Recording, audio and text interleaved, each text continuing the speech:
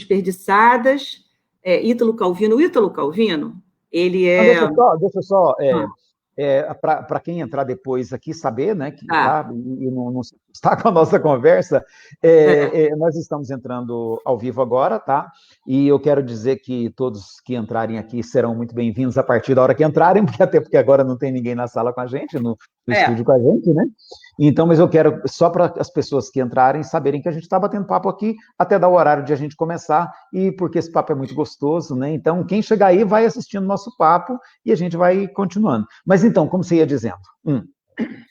Então, para mim, na realidade, o livro assim, que foi mais importante assim, para essa minha... O livro, para mim, mais importante de tudo, quer dizer, é a soma de tudo, né? Mas foi A Ética Romântica e o Espírito do Consumismo Moderno, do Colin Campbell, que ele faz estudos sociais.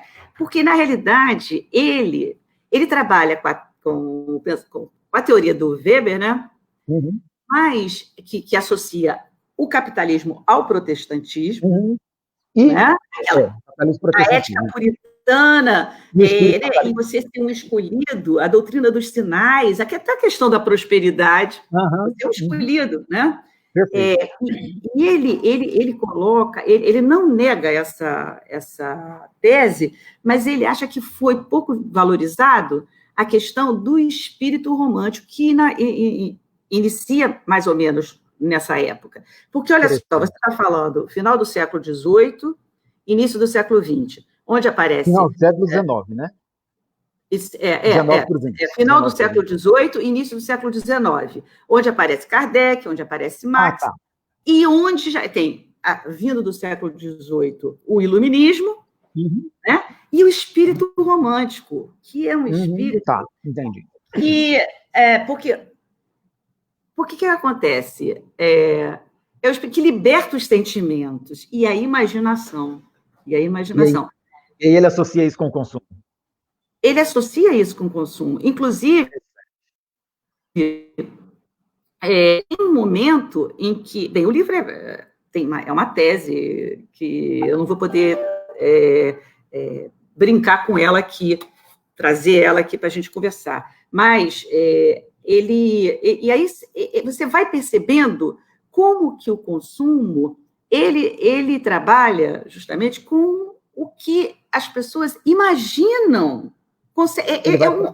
O ideal do consumo é a falta, porque é um espírito romântico. O romântico valoriza tudo aquilo que é distante e ausente. Então, o ideal do consumo é a falta. Quando eu escrevi lá que o consumo é um devir, é sempre alguma coisa que você vai conseguir com aquilo, mas quando você consegue aquilo, outro desejo se coloca no lugar.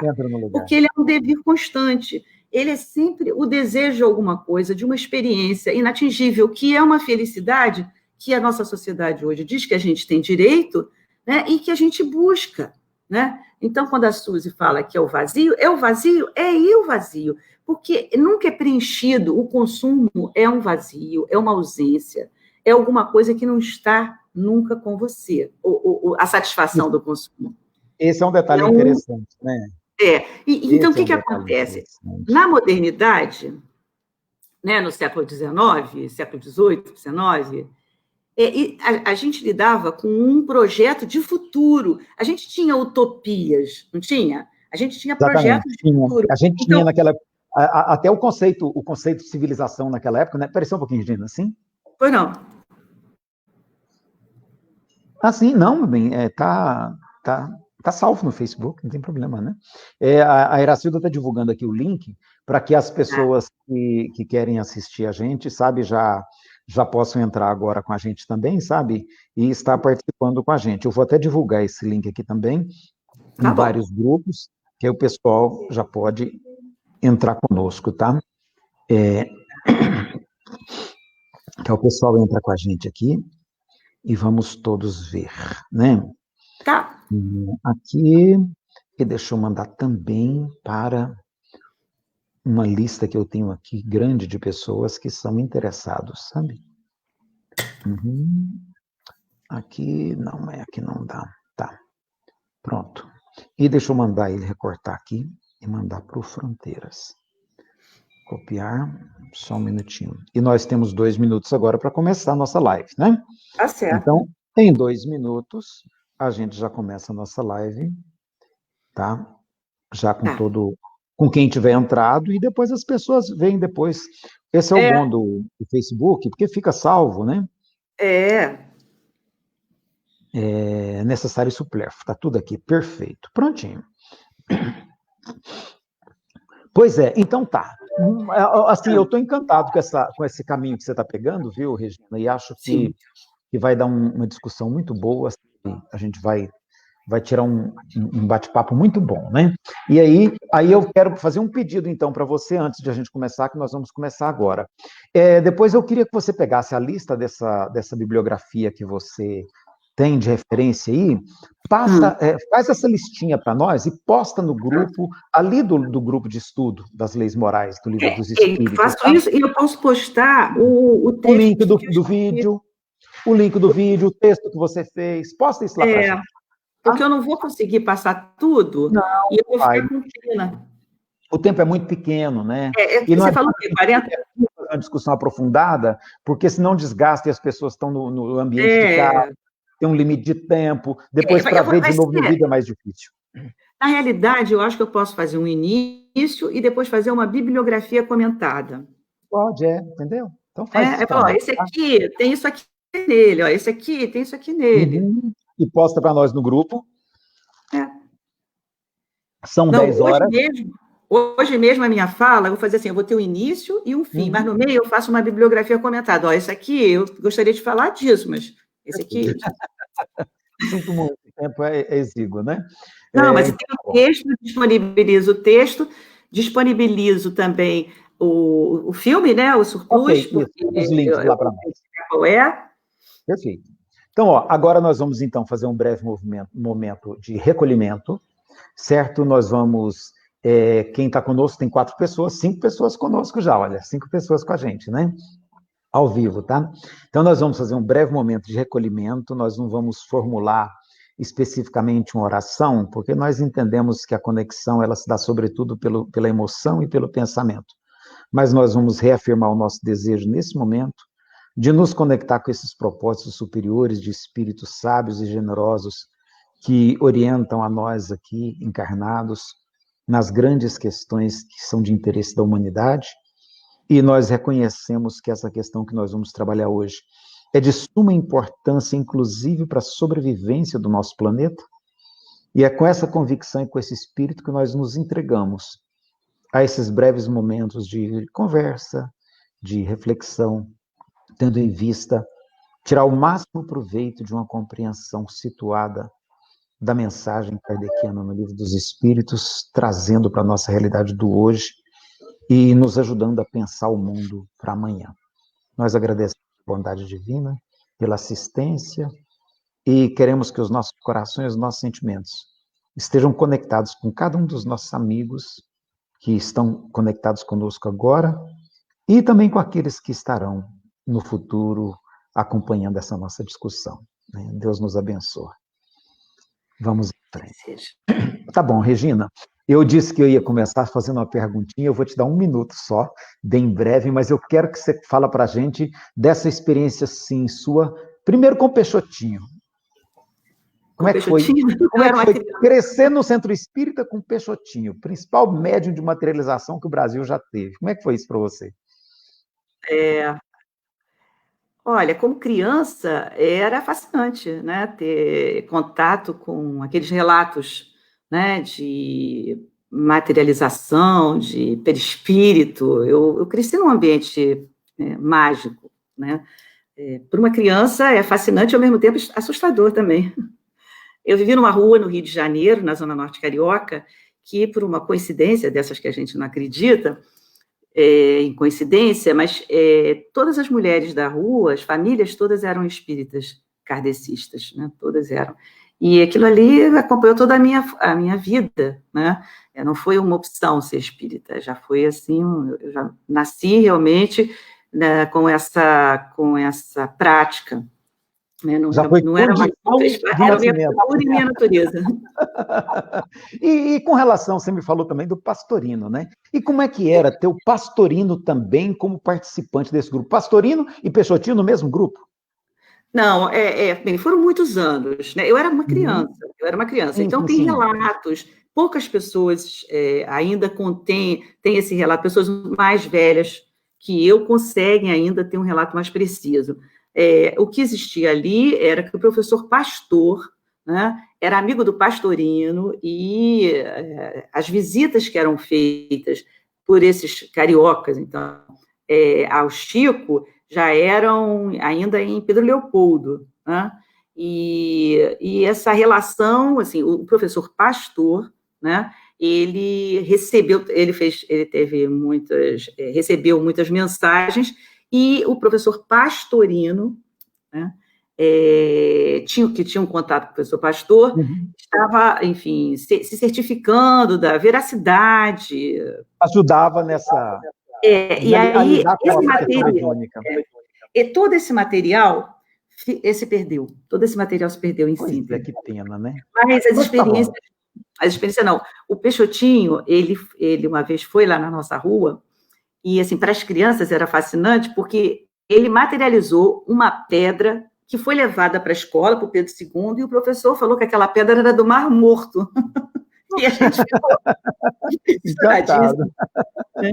Mas Okay. era uma prática. O que tinha nessa rua, várias pessoas participavam do mesmo centro espírita, e depois algumas formaram outros, entre eles a dona Lalita, o seu César, o Gilson Bordalo, e o Gilberto, formaram o Eurípides Bassanufo, a minha mãe e outras pessoas continuaram no Fabiano, no Centro Fabiano, mas o que foi ali era a prática de convivência. Nunca houve um problema relativo a divergências partidárias e ideológicas. A gente imagina que aquelas pessoas votassem em candidatos diferentes durante todo esse convívio, e isso nunca foi questão que nos afastou. Né? Então, a gente teve assim, essa experiência de uma prática realmente fraterna, de convívio e bons princípios. E liberdade de expressão, diversidade, né? Que é uma coisa que parece que hoje está sendo difícil a gente defender esses valores, né? Mas tudo bem. Mas vamos para o necessário supérfluo, porque é a nossa questão, né? Senão a gente não entra nela. Mas a pergunta, eu vou falar, eu escrevi, para não me perder, eu sou Regina Machado, eu sou espírita, mas eu sou uma espírita sem centro hoje. Eu já me beneficiei muito do acolhimento que tive em vários centros, mas hoje eu estudo e recebo acolhimento dos grupos que vivem nas nuvens da internet, né? Como o Sejus, onde eu estudo, aprendo muito, tenho muito acolhimento, o coletivo Girassóis, né? Onde eu realizo o Evangelho. É muito bom, excelente trabalho que eles fazem. Aprendo muito com o Paz e Bem e também com a EFOS, né? Que me possibilitou essa oportunidade. Eu aproveito também para agradecer o carinho dos amigos que conheci nas navegações, companheiros desse tempo e desse espaço, com quem muito tenho aprendido no canal. Eu pesquiso as estratégias de construção de valores na cultura do consumo há 20 anos. E aplico esse conhecimento na minha atuação como consultora especializada na área de economia criativa, na área que busca a valorização dos produtos do artesanato e também dos negócios de impacto social. Então, eu acredito nas estratégias comunicacionais e, por isso, eu me propus a conversar, porque eu acho que, assim, para além da crítica ao consumismo, né, eu acho importante que a gente perceba, né, a eficiência dessas técnicas, né, dessas estratégias comunicacionais de construção de sentido de valor nesse ambiente cultural da nossa sociedade, para que a gente possa, né, trocar sinais, né, com relação às experiências que a sociedade de consumo nos oferece, e vai continuar nos oferecendo, né? Então, orientada pelo Elias, oi? Eu quero, inclusive, pegar esse final, eu queria que a gente volte nele no final, tá? Sim, eu acho muito importante a questão do uso das estratégias comunicacionais. Essa é uma abordagem que você tem muito importante, que a gente não pode esquecer de voltar nela no final, tá? Mas, ok. Eu vou voltar nela no final. Você me avisa 5 minutos antes de terminar, para que eu não perca essa oportunidade, tá bom? De alguns exemplos Perfeito. práticos já realizados. Bem, o Elias me orientou a utilizar já as perguntas 715, 716, 717 do Livro dos Espíritos, né? Mas eu vou usar. Mas eu só queria começar lendo Eu falei para ele que eu ia comentar a bibliografia, eu escrevi um texto para não me perder, e nessa oportunidade, e aí eu usei uma bibliografia. Eu começo citando o livro Vidas Desperdiçadas, do sociólogo polonês Zygmunt Bauman, né? E ele inicia esse livro citando um livro que eu amo, que se chama Cidades Invisíveis, do Ítalo Calvino. O Ítalo Calvino, ele nasceu em Cuba, mas foi cedo para a Itália, participou do movimento antifascista, e é um grande pensador, que morreu antes da virada para o século XXI, e escreveu um livro incrível sobre essa virada. Ele foi convidado para fazer uma palestra em Harvard sobre 6 propostas para o próximo milênio, e também é um livro que vale a pena. Mas o Bauman, citando Calvino, ele fala, o Calvino, ele conta a história de um viajante, Marco Polo, que inventa cidades fantásticas, e cada uma dessas cidades ela é caracterizada por diferentes atributos, todas têm nome de mulheres, e uma das cidades se chama Leônia. Se perguntarem para os habitantes de Leônia o que move os seus desejos, eles responderiam: é desfrutar coisas novas e diferentes. Leônia se refaz todos os dias. A cada manhã, a população acorda em lençóis frescos, lava-se com sabonetes recém-tirados da embalagem, veste roupões novíssimos. A cada manhã, eles tiram latas fechadas do mais recente modelo de geladeira. Mas a cada manhã, as senhoras de Leônia aguardam o que foi consumido ontem pelo caminhão de lixo. E olhando pelas frestas da cidade, Polo conta que talvez o maior prazer dos habitantes de Leônia não seja o de expelir, descartar, limpar de uma impureza rende, mas o fato da sua opulência se medir pelas coisas que todos os dias são jogadas fora para dar lugar às novas.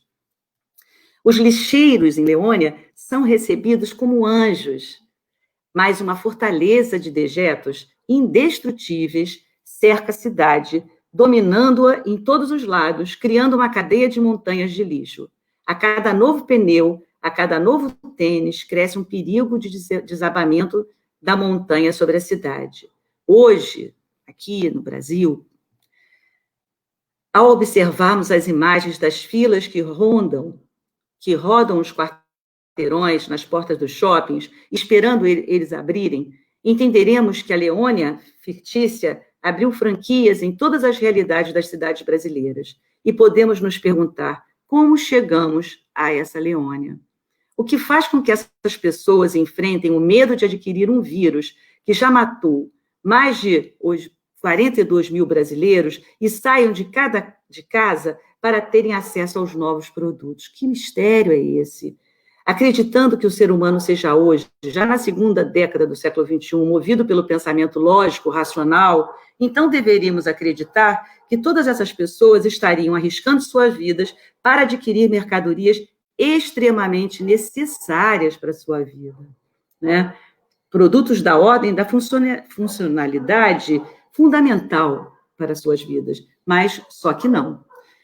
Pois somos informados, por meio das reportagens, sobre os motivos mais variados para a aventura da visita desses consumidores que se parecem com os moradores de Leônia. Sabemos que muitos são mobilizados pelo desejo dos conteúdos imateriais das mercadorias, pela capacidade de sedução simbólica, pela construção de sentido de identidade, um sentido identitário, que esses objetos conseguem produzir na vida delas. Esse cenário de descartabilidade amplia o interesse pelo misterioso critério que move as nossas definições sobre o que é considerado necessário e o que é considerado supérfluo, no fluxo das mudanças de valores das sociedades na nossa história. A questão do consumo é muito interessante. Não adianta a gente criticar só o consumo e denunciar. A gente precisa entender essas estratégias comunicacionais, porque elas efetivamente criam sentidos. Né? E é essa aí que nós vamos jogar para o finalzinho, que eu quero. Sim, Sim. Continue. Bem, aí eu acho que entre as discussões que os pensadores fazem a respeito do consumo, já que ele é fascinante, né, podemos encontrar disputas de pensamentos teóricos que acompanham as mais antigas discussões sobre a formação do ser humano, que transitam entre as suas predominâncias, tanto pelo caráter evolutivo do racionalismo puritano, até a sua insaciabilidade, até a insaciabilidade hedonista dos desejos simbólicos. Então, a gente tem, né, digamos assim, né, que movimentam as atitudes de consumo do ser humano, que transitam sobre o sentido do que é necessário e do que é supérfluo. Vamos a Kardec. Vamos perguntar ao Livro dos Espíritos. Pergunta 715. Kardec pergunta: como pode o ser humano conhecer o limite do necessário? Resposta dos Espíritos: aquele que é ponderado o conhece por intuição. Eu acho interessante, né, a intuição aparecer aqui com um caráter também de orientação didática. Quer dizer, é uma antecipação. O pensamento racional, ele antecipa através de uma ação intuitiva, né? Ela não é, a intuição não está, né, só caracterizada nas civilizações primitivas, né? Ela é um bom aliado. Muitos só chegam a conhecê-lo, ou seja, o que é necessário, por experiência à sua própria custa. No caso, Leônia vai conhecer à custa da montanha de dejetos que pode cair sobre Leônia o que acontece. Talvez a gente esteja, né, numa análise moralista sobre a situação que estamos vivendo, compreendendo que esse desequilíbrio, né, que se dá e que nos obriga a ficar todos em casa e que morrem tantas pessoas, se deva à produção do excesso, né, o erro de escala, né, da produção de supérfluos. Pergunta 716. Kardec pergunta: mediante a organização que nos deu, não traçou a natureza o limite das nossas necessidades? Ou seja, será que as nossas necessidades naturais, básicas, fisiológicas, não seriam já a régua que poderíamos usar para medir se é necessário aquilo que a gente está consumindo? Sem dúvida, responde os espíritos, mas o homem é insaciável. Então, assim, pulsa a nossa humanidade essa necessidade que não se sacia facilmente. E aí continua a resposta dos espíritos. Por meio da natureza, lhe traçou o limite das necessidades. Porém, os vícios lhe alteram a constituição e lhe criaram necessidades que não são reais. Eu gostaria de destacar vícios e não são reais. Porque vícios, eu colocaria não só os vícios, né, do que consumimos, mas também vícios de temperamento, né, de atitudes morais, né, motores também viciantes, né, como, por exemplo, a emulação, a inveja, bem, vamos continuar, a competição, né, e não são reais. Eu gosto quando eu leio sobre isso, né, porque Kardec e os espíritos falando sobre isso, porque a gente vive um mundo imaginário. É muito importante que a gente saiba que o ser humano, ele não é só razão, ele também vive dentro de um universo imaginário, né? E aí, usando também agora, então, um outro livro do Ítalo Calvino, que é 6 Propostas para o Próximo Milênio, Calvino fala...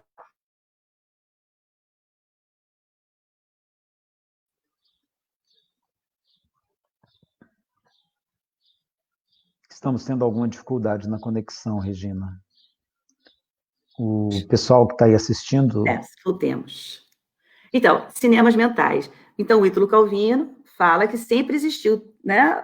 O homem sempre lidou com cinemas mentais. E justamente porque ele sempre lidou com cinemas mentais é que ele inventou o cinema.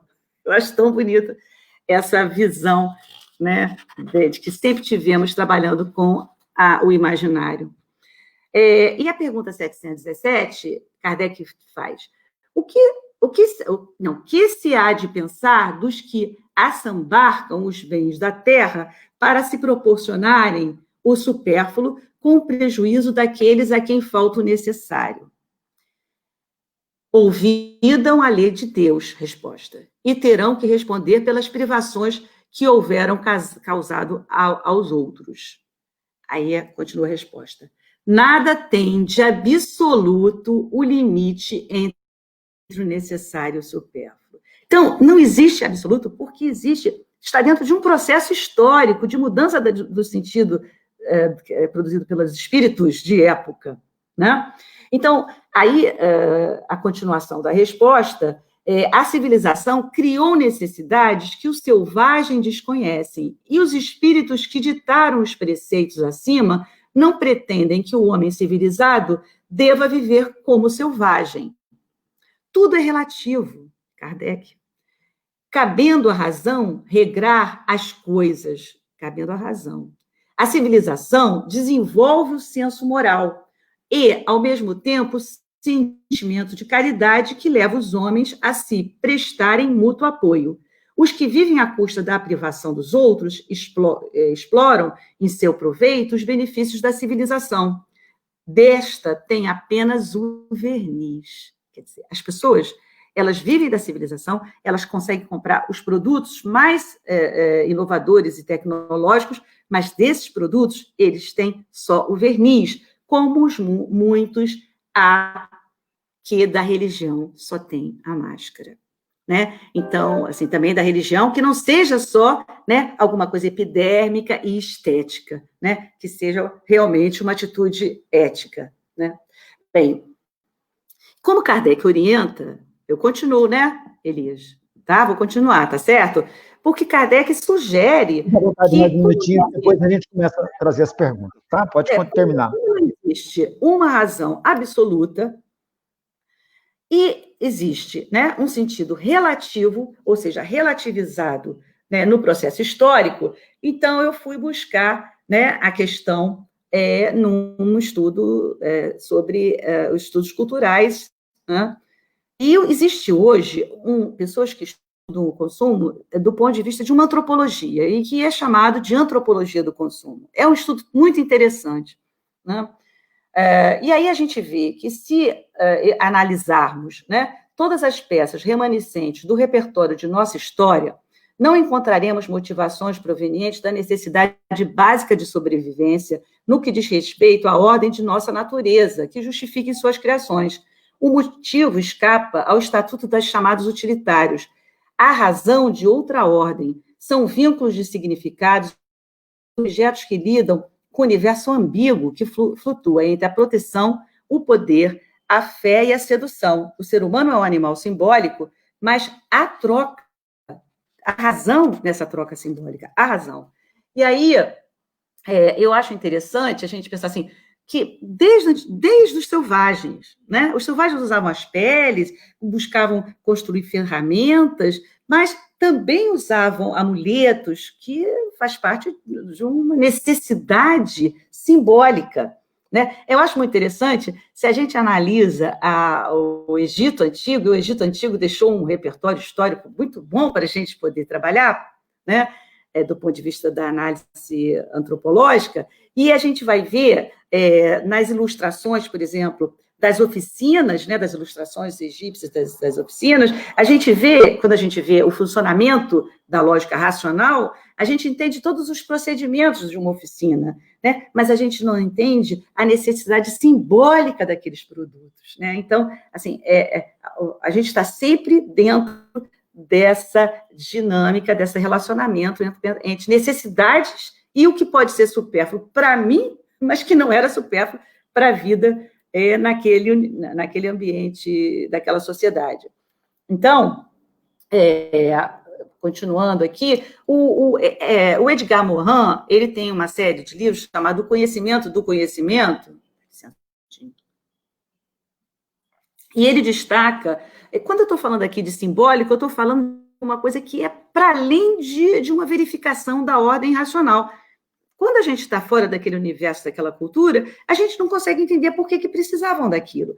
E, assim, então, um signo só não funciona. É aquele ambiente cultural que justificava, né? E aí, fazer assim o que poderia fazer sentido racional para alguém, num século posterior, imaginar que um jovem pobre, né, que talvez não tenha tido dinheiro de comprar material escolar, ou mesmo remédio, tenha feito um financiamento de 10 vezes para comprar um tênis da Nike. Que sentido isso pode fazer, né, do ponto de vista da razão? Então, voltando aqui, é só para eu gostaria só que o que produz a necessidade são razões da ordem da racionalidade, e a gente entende o que produz os supérfluos, como é da ordem do simbólico, a gente não tem acesso se a gente não for daquele ambiente cultural, né? Bem, com o passar dos séculos, surgem novos avanços nas transações. Aí, bem, eu estou saindo lá de trás e estou vindo aqui para um momento em que a gente pode começar a entender o surgimento de um olhar de interesse nos sinais dos supérfluos, né, entre as pessoas da mesma sociedade. Porque, no passado, os lugares de nascimento das pessoas era muito claro. Assim, a pessoa ela era aquilo a partir do lugar que ela nasceu. Então, eu podia estar no campo, podia estar passando uma pessoa com a roupa toda rasgada, eu sabia que ela era filha do dono das terras. O dono da terra não tinha que mostrar para mim que era o dono da terra. Assim como ele sabia o meu lugar da sociedade, eu nascia naquele lugar, e naquele lugar eu ficava, né? Com as mudanças promovidas no ambiente comercial entre continentes, já na Idade Média, né? Alguns novos lugares na sociedade começam a aparecer.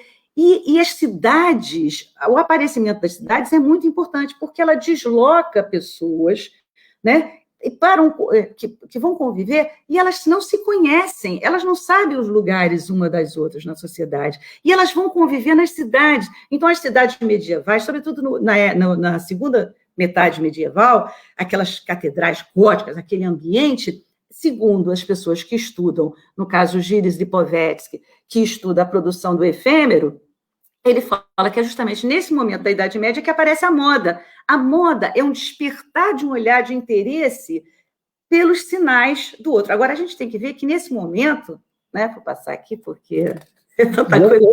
Eu pergunta na moda, dá para encaixar a pergunta da Ângela? A Ângela fez uma pergunta aqui interessante, que eu acho que tem tudo a ver com isso, e a gente já vai aproveitando as perguntas para ir mesclando. Claro. Olha o que a Ângela está perguntando aqui, olha. Em uma sociedade onde o acesso aos bens de consumo é desigual, né? É correto classificá-la como socialmente justa a partir desse acesso ao consumo? Ou a justiça social precisaria levar em conta outro parâmetro? Porque a hora que você falou aí do lugar, né? Cada um conhecia o seu lugar. Esse próprio conceito de lugar, ele remete um pouquinho à visão de castas na Índia, né? Onde cada um tinha seu lugar. Então, assim, como é que a gente pode analisar isso numa perspectiva que concilia espiritismo com antropologia? Sim, pois é, então. Aliás, até que concilie valores do evangelho com antropologia, né, de repente. A antropologia, ela não faz uma avaliação moral, né?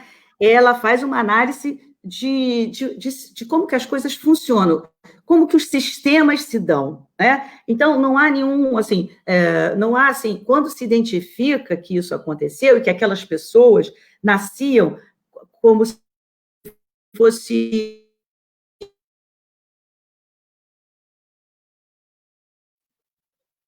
Probleminha de sinal? Parece que nosso sinal interrompeu, Regina. Está funcionando aí, gente? Vocês estão acompanhando aí, ó? Ângela, Juscelino. Parece que houve a queda no sinal da Regina, é isso mesmo?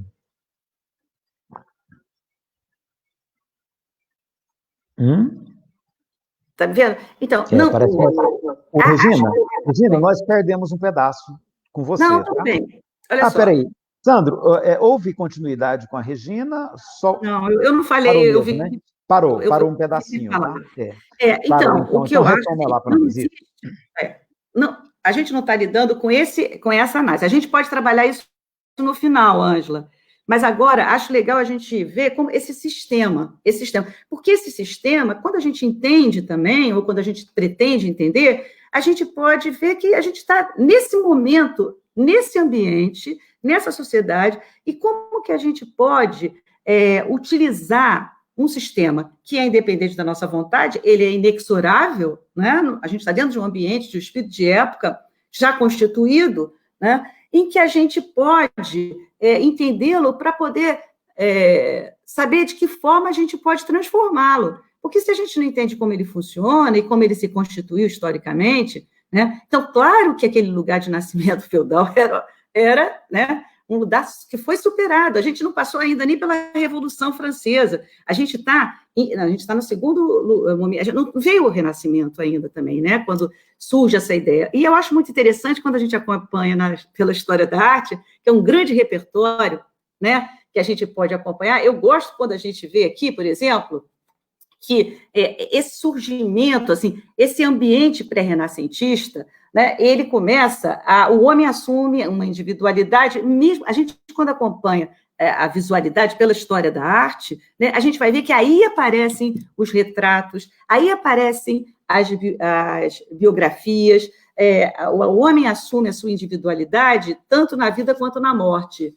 É realizada uma ruptura com a morte, até então, ela era uma morte tradicional, ela era anônima. Nesse momento, quando o indivíduo começa a aparecer na sua subjetividade, né, os testamentos e sepulturas personalizadas da Segunda Idade Média foram sinais que revelavam também na morte. Então, não só na vida, como na morte, as pessoas começam a constituir. Nesse momento que as pessoas começam a constituir, né, construir as suas individualidades, muita coisa vai mudando, né? A base mesmo do que se chama de fenômeno do consumo é tratada num livro, que é um livro muito interessante, que pode interessar a vocês, porque fala da ética, que é esse livro aqui, ó, do Colin Campbell, tá? Eu vou botar ele aqui, esse livro, deixa eu ver se... E que você vai passar a bibliografia para a gente depois. Eu vou passar o texto também, tá?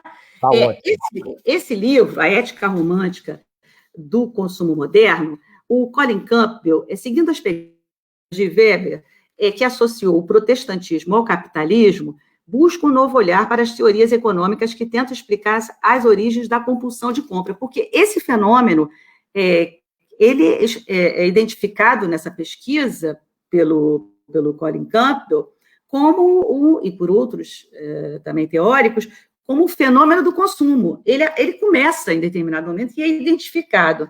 A teoria de Campbell busca resolver como teria se dado a convivência em uma mesma época, no final do século XVIII e início do século XIX, justamente quando Kardec e Marx também estão apresentando seus estudos, em um mesmo lugar. No caso desse fenômeno, foi na Inglaterra, onde a Revolução Industrial estava acontecendo. E aí o que se busca entender, né, sem negar a teoria do Weber, a hipótese de que do espírito romântico, que tinha se iniciado o espírito romântico também no período, né, depois do iluminismo, né, depois do gabinete das curiosidades renascentistas, né, onde o ideal romântico pode existir, os sentimentos podem aparecer, o ideal romântico não é mais o guerreiro, né? Já é os sentimentos, a sutileza. E o consumo passa a ter a ver com isso, no caso, né, Regina? Então, veja bem. Tem uma pergunta do Juscelino aqui, que eu acho que ela vai nessa linha. Deixa eu colocar ela aqui, porque de repente até se aproveita para engatar com a pergunta dele. Ele diz assim, olha, no caso do consumo exagerado, isso não seria algo imposto e até apessoal, né, ou a pessoa acha que é livre, né? Isso não seria algo imposto e a pessoa acha que é livre? Essa necessidade não seria criada por pressão da mídia? Ele cita o autor que você se referiu aí, o Zygmunt Bauman, né? O Bauman fala que nós não somos mais cidadãos, mas nós somos, né, na lógica que se estabeleceu hoje, nós somos vistos como consumidores. Como é que você agrega isso aí à análise de Kardec? Sim. Nos ajuda na pergunta do Juscelino. Obrigada, Juscelino. Obrigada.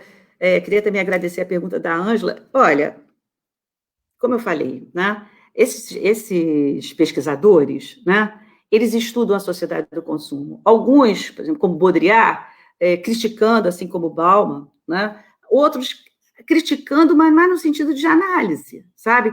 O Gilles Lipovetsky, ele no livro Felicidade Paradoxal, né? Ele fala que essa cultura, ela, para falar se a gente, assim, claro que a gente é impulsionado a consumir, claro que a gente, esse menino que faz um financiamento de 10 vezes para um tênis da Nike, aquele tênis, ele realiza coisas muito além da ordem do design funcional, da ergonomia, das necessidades das necessidades. Ele constitui o sentido de identidade daquele menino na comunidade dele. Então, e essa necessidade foi de certo modo, ela criada.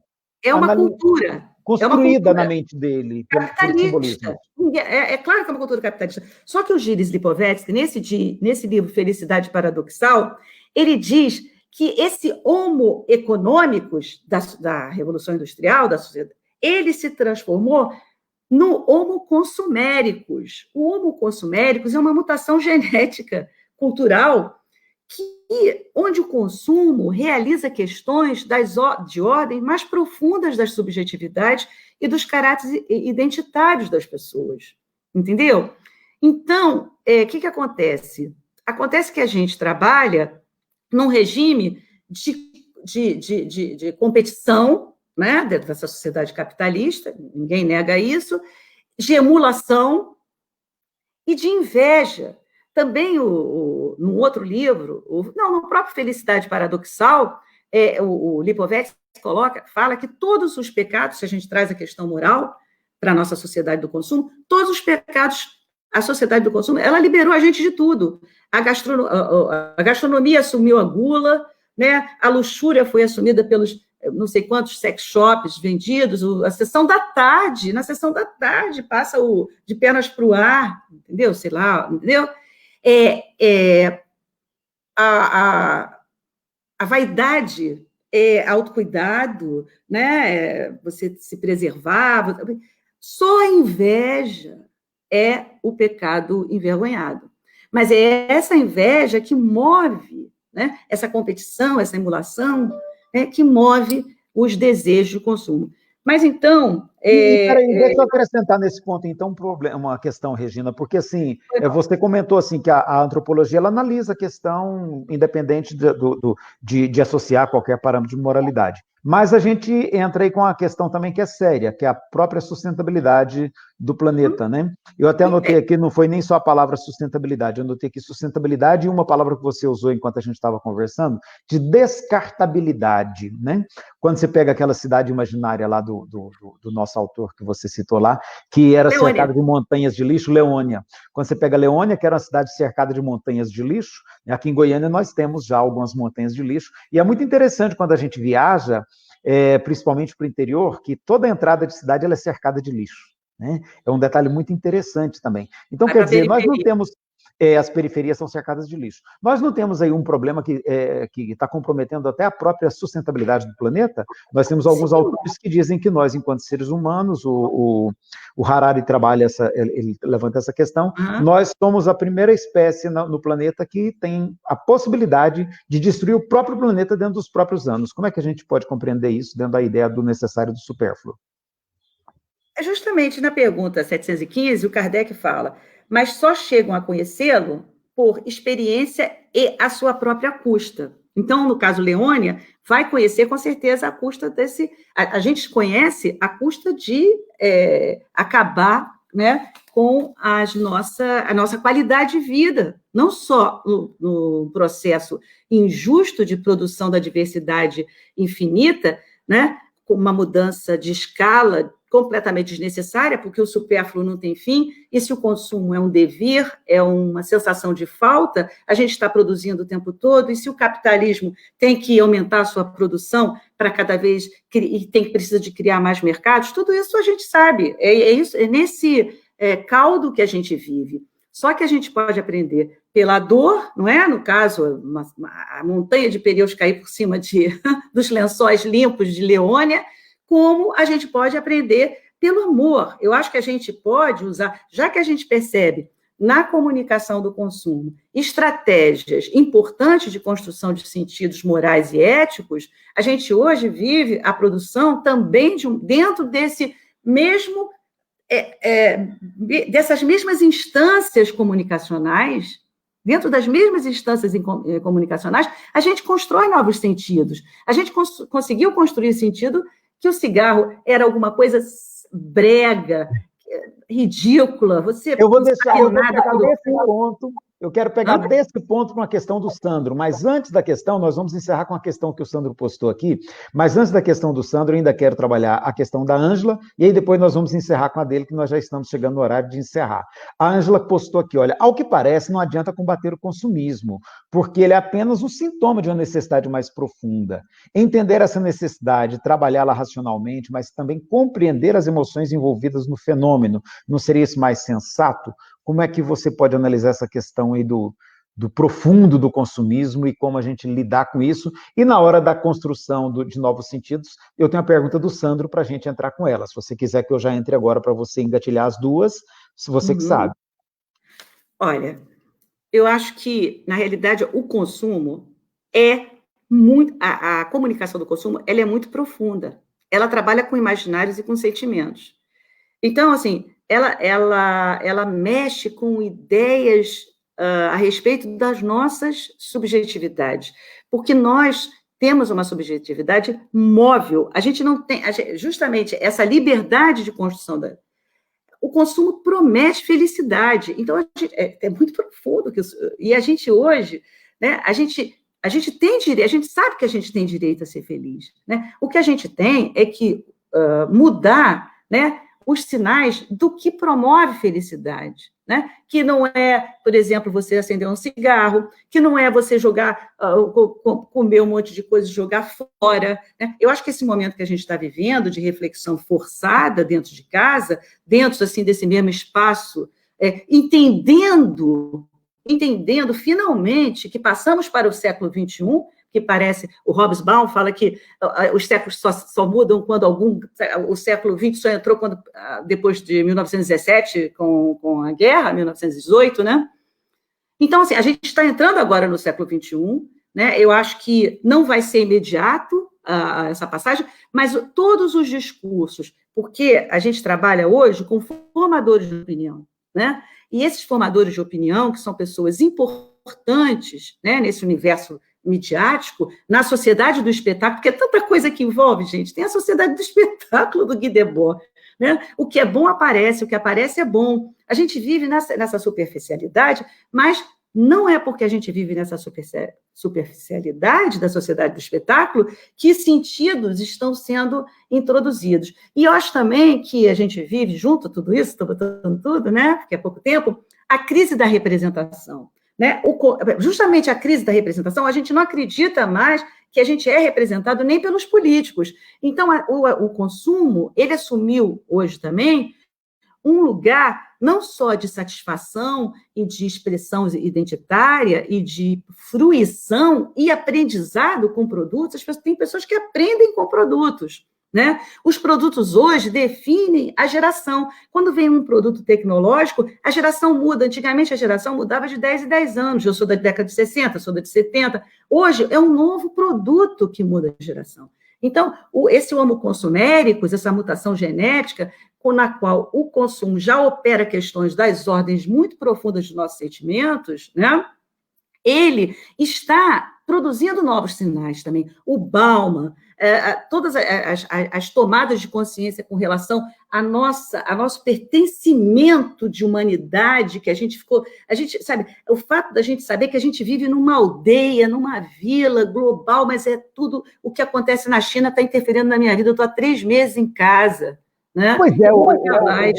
Pois é, Regina, mas e aí eu tenho uma inquietação muito profunda nisso que você fala. Veja bem, esse homo consuméricos, você até citou lá atrás, na hora eu anotei aqui, porque eu não quero, eu vou até botar essa pergunta na tela para ficar mais fácil, né? Para ficar mais fácil de a gente trabalhar com ela, vou botar ela aí na tela, que aí você vai ter como... Deixa eu ver aqui... sim, tá aqui, tá aqui. Eu vou lançar ela aí na tela para você ver que eu botei aquela questão 717 que você cita, os que assambarcam os bens da terra, né? O Thomas Piketty, ele é Como é que você economista.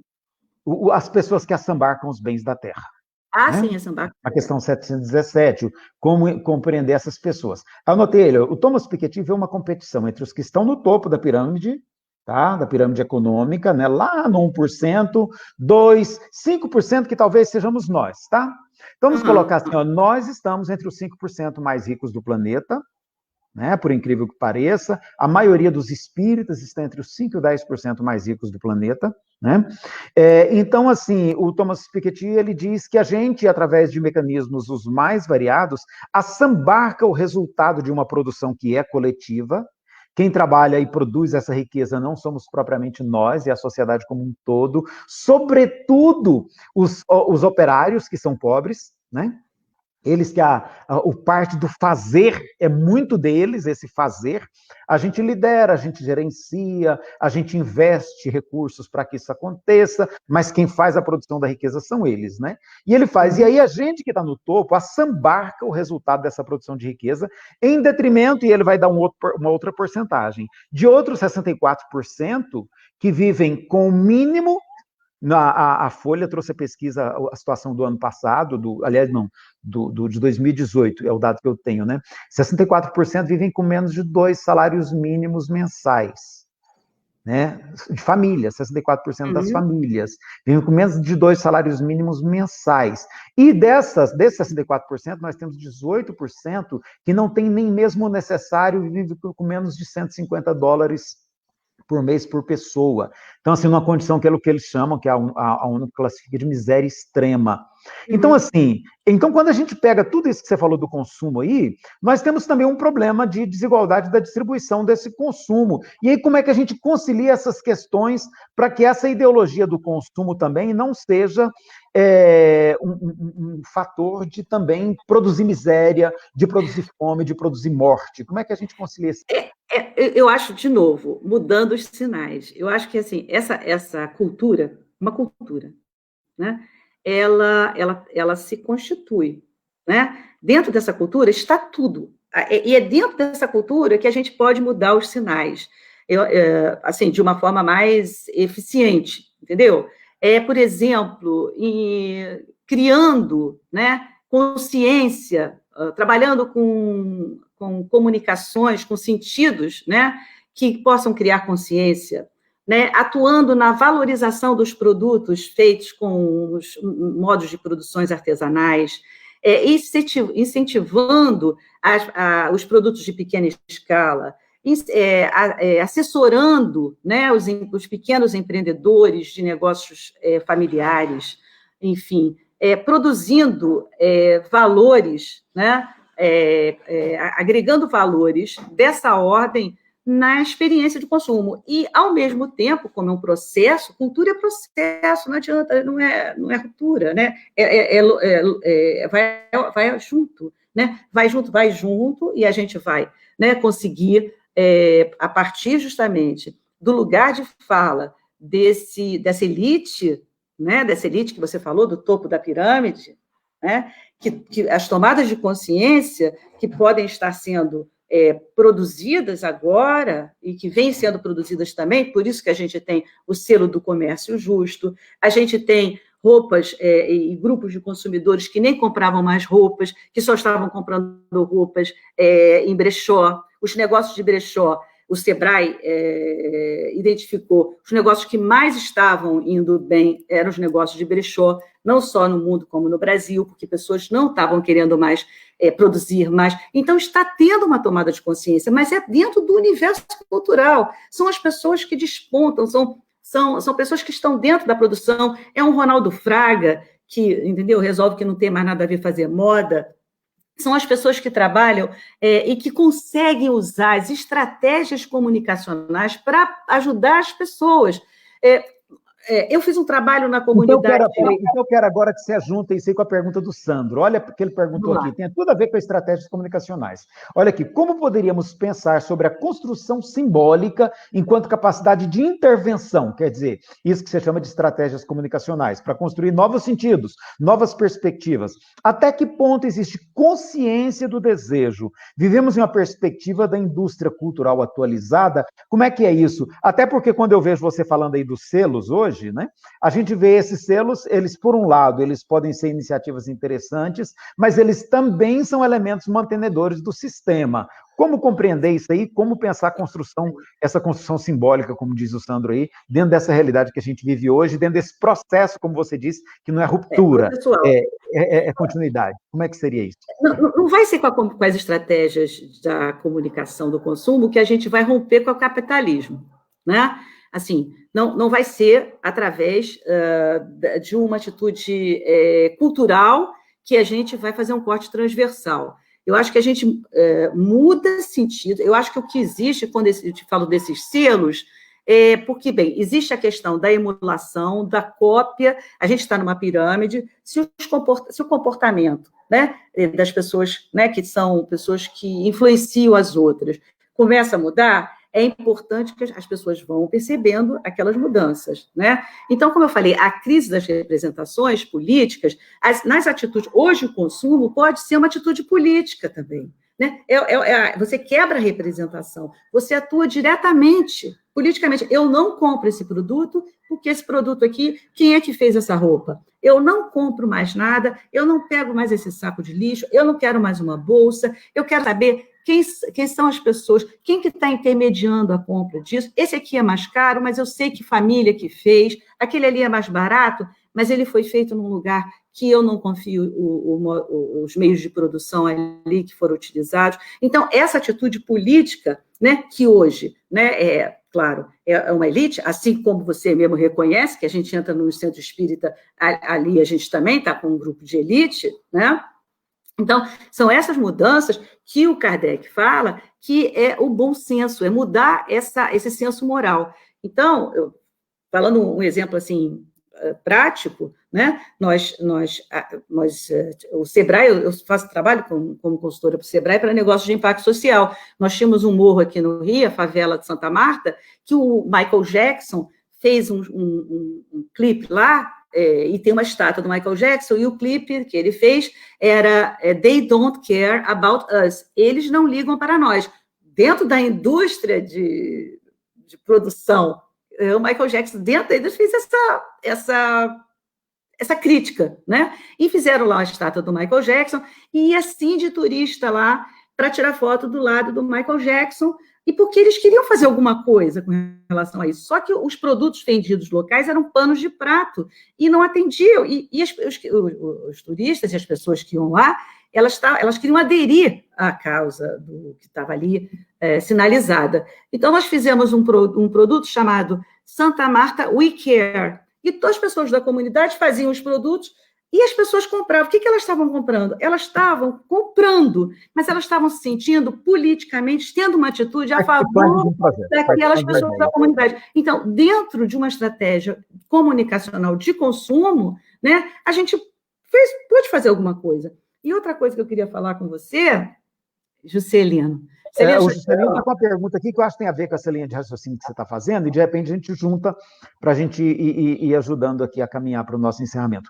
Esse problema do consumismo leva a uma nova proposta. Você comentou isso enquanto a gente estava batendo papo aqui em offline, daquele grupo lá da Holanda, né? Dos 170, que fizeram aquele projeto. Ele coloca aqui, olha, esse problema do consumismo leva a uma nova proposta, reforma ou revolução? Conceito básico, que é o que eles colocaram lá de decrescimento sustentável, né? Com 4 propostas gerais: renda básica universal, agricultura regenerativa, anulação das dívidas dos países pobres e redução geral do consumo. Essa é a linha da proposta que eles elaboraram lá e que eu achei muito interessante. Você acha que essa proposta que esses jovens estruturaram, e agora tem o Papa Francisco também, né? Até perguntei isso na semana passada para o Gifone, que também esteve aqui conosco. O Papa Francisco também teve uma discussão aí com juventude do mundo inteiro para pensar uma proposta para o futuro. Como é que você vê essas propostas, sobretudo essa de decrescimento sustentável? Faz sentido? Como é que a gente pode pensar alguma perspectiva nesse sentido, Regina? É o caminho, já foi, ele tem uma parte considerável de pensadores e de consumidores, né? A gente hoje, eu não sei quem falou que não são mais chamados de cidadãos, mas de consumidores, né? Justamente, os consumidores, inclusive a gente chama de consumidores autorais, eles constroem os produtos, é tudo tão customizado, a gente fala até isso com relação à adesão a religiosidades, né? A gente vai customizando, a gente vai fazendo do nosso jeito, né? Mas o que eu acho que um bom sinal é que os consumidores estão com os olhos cansados de tanto ver tantas coisas, né? O Nestor Garcia Canclini fala sobre isso, né? E a gente está, assim, num processo de depuração moral mesmo, a gente está, né? E eu acho que, assim, ele está pronto, né? Nós estamos prontos para fortalecer o envio dos novos sinais. Mas, assim, você vê, a gente vai fazendo passagens, né? Eu, quando era pequena, até a Suzy Leão se estranhou o fato de eu ter comido carne de baleia. Uma baleia dava mole aqui na Baía de Guanabara, virava merenda escolar em escola pública, né? Hoje isso não faz, porque a gente dá upgrades cognitivos, a gente realiza mudanças, né? Quando era pequena, eu cantava Atirei o Pau no Gato, eu nem sabia que a dona Chica era aquela pessoa má que ela era, que queria matar o gato, né? Assim, na mesma vida, eu consegui fazer tantos entendimentos, né? Eu acho que os rodeios, sabe? O briga de galo, sabe? A gente está fazendo passagens. Briga de galo, a gente está falando de briga de galo e até hoje tem luta de MMA, né? Não é isso? Oi, deu um cortezinho de sinal aí, Regina. Né? Te perdemos novamente, parece que está tendo algum problema de conexão.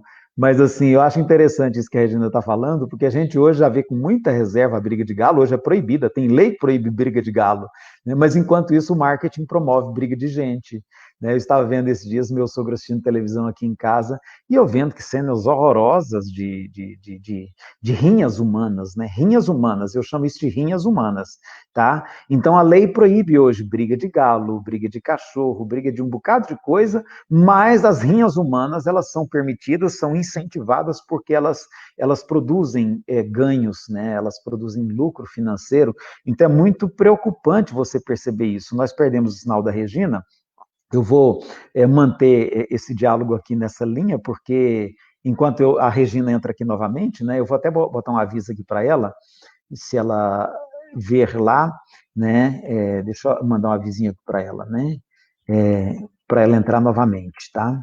Para a gente não perder a companhia dela, que está muito bom esse estudo que ela está trazendo.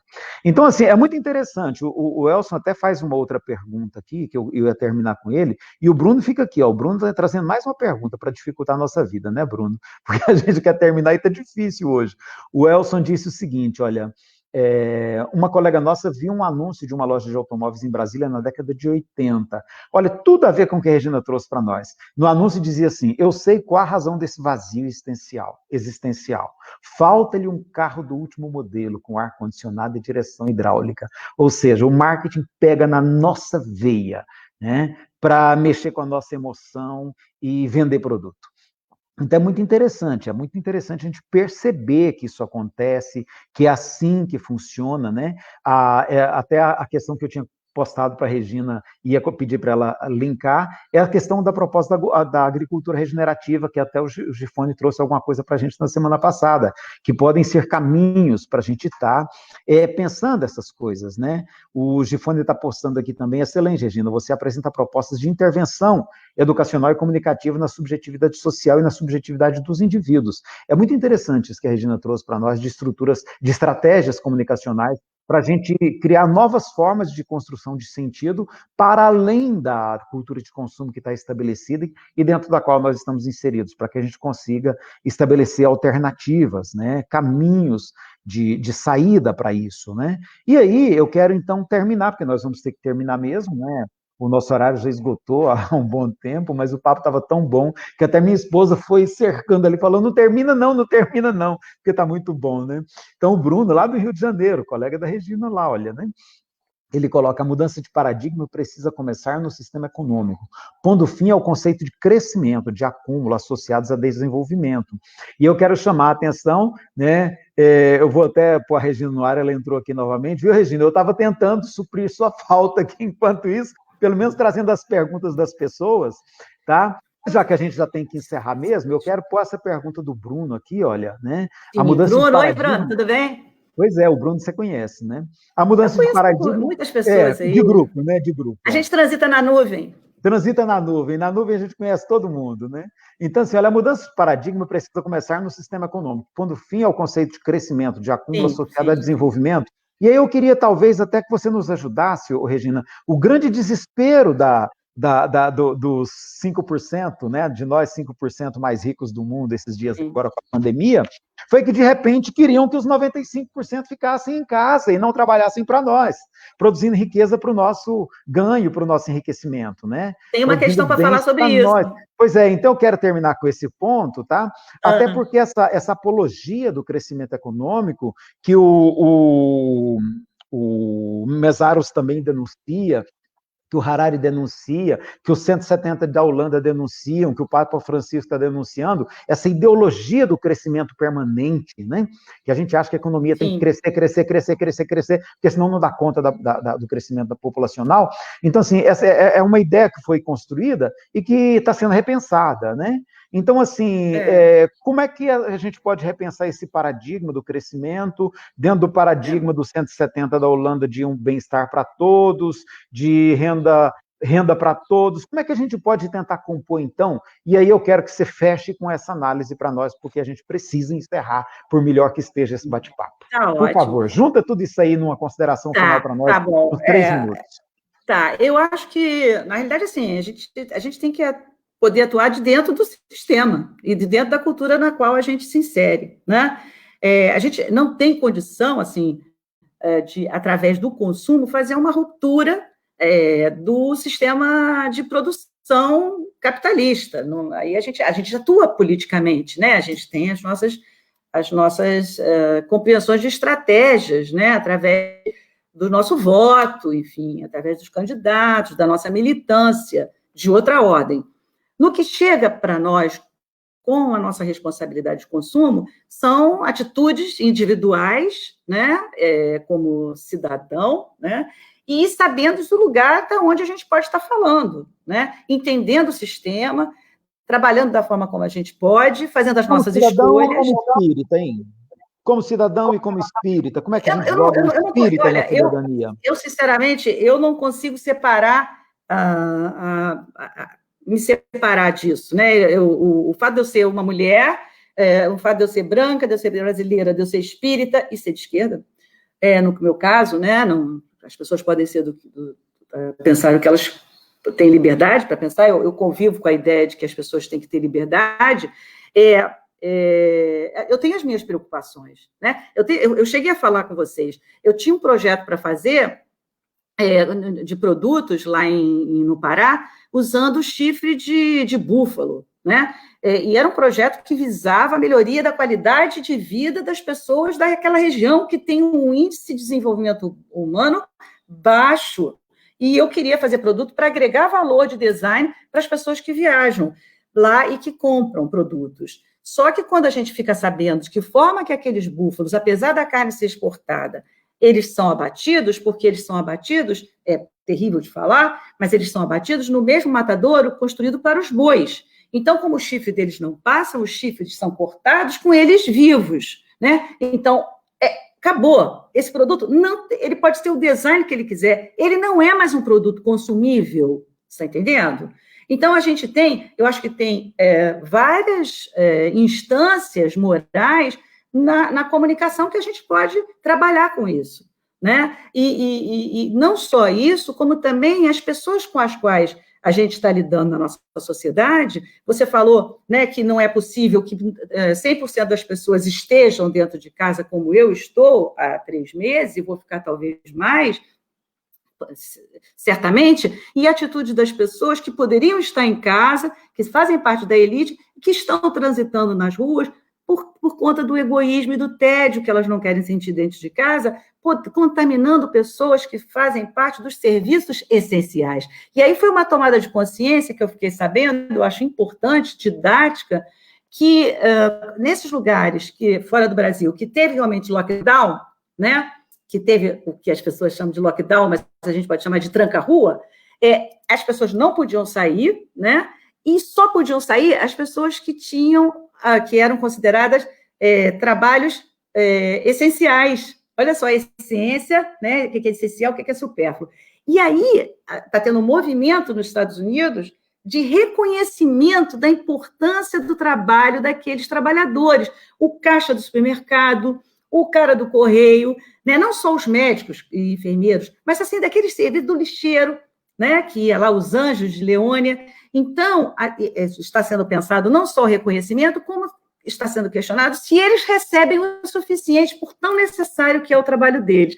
Olha que tomada de consciência importante que a gente está realizando nesse momento. E a gente pode ajudar nisso. Pelo menos lá nos Estados Unidos, né?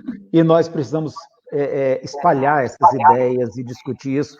Muito obrigado por ter estado conosco, trazendo essas reflexões, Regina. Eu, particularmente, achei que foi muito interessante. O Juscelino despediu de nós, ele já teve que sair. O tempo é complicado, né? Ele disse, pessoal, foi muito bom, aprendi muito com a Regina e com o grupo, parabéns, abraço. Obrigada. Então, muito obrigado a todos que estiveram conosco aqui nesse tempo, possibilitando esse diálogo que eu achei muito rico, Regina. Muito obrigado a você por ter se disposto, tá? E eu só peço, então, que você coloque aí em seguida para nós, lá no grupo de WhatsApp, aquela lista de livros, o link do vídeo que você falou, do Surplus, né? Posso falar, então, as minhas palavras? E aí, né, e eu achei muito, muito interessante aquela ideia do surplus de comparar uma sociedade de consumo com a sociedade de necessário, né, e a gente precisa disso, não deu tempo de a gente conversar, seria muito bom, né, mas eu quero muito que você deixe isso para nós no grupo, tá bom? E suas palavras de encerramento para a gente despedir do pessoal, agradecendo a Deus por tudo, agradecendo a espiritualidade, que com certeza a gente está envolvido nesse processo. Suas palavras, por favor. Então, eu quero agradecer a oportunidade, quero me desculpar de não ter uma receita ou uma ideia que possa resolver em profundidade as injustiças sociais, né? Eu busco trabalhar com essa percepção da influência, né, que a comunicação faz, e através da comunicação tentar trabalhar com as boas práticas, enfim, e agregar valores, melhorar a qualidade de vida de algumas pessoas. A gente tenta, mas sempre atentos, né, às nossas orientações espirituais, enfim, achando que, através do nosso trabalho, a gente pode estar também aplicando, já que eu não participo de nenhuma tarefa de centro espírita, porque eu sou uma espírita sem teto. Então, eu tento aplicar as orientações, né? Eu gostei muito de poder estar aqui comentando Kardec, mas eu acho sempre importante, quando os debates, os diálogos, né? Vamos falar mais bonito, diálogo, ele possa trazer questões da nossa contemporaneidade para o diálogo com o século da fundação da nossa tradição, Kardec, século XIX. Porque a gente entende o século XIX, né? A gente entende o ambiente cultural no qual foram produzidas essas questões. E a gente quer poder dialogar, porque justamente para atualizar, para tornar vivo, para nos orientar com esses parâmetros morais orientados pelo Kardec. Do século XXI. O século XXI espera esse... Traz muito questões importantes, né? Muito obrigado, um abração para você. Não desliga, não. Eu vou sair do ar e a gente faz uma breve avaliação em seguida, tá bom? Mas, gente, muito obrigado a todos, muita paz, uma boa semana, uma semana de luz, de paz, de muita tranquilidade interior e, sobretudo, de muita solidariedade com informação que a Regina trouxe logo no início. Hoje nós devemos nos aproximar mais de 45 mil mortos no Brasil pela nossa má gestão da pandemia. porque a morte não é da pandemia, é da nossa má gestão. Então, que a gente tenha muita clareza disso e seja solidário com cada família que está sendo vítima do nosso equívoco coletivo no lidar com um problema tão simples que em outros países não produziu nenhuma morte e que no nosso já bate em 45 mil mortes. Deus nos abençoe, Deus tenha misericórdia da nossa fragilidade enquanto grupo social e nos inspire na busca de melhores soluções. Muito obrigado a todos, muita paz para todos.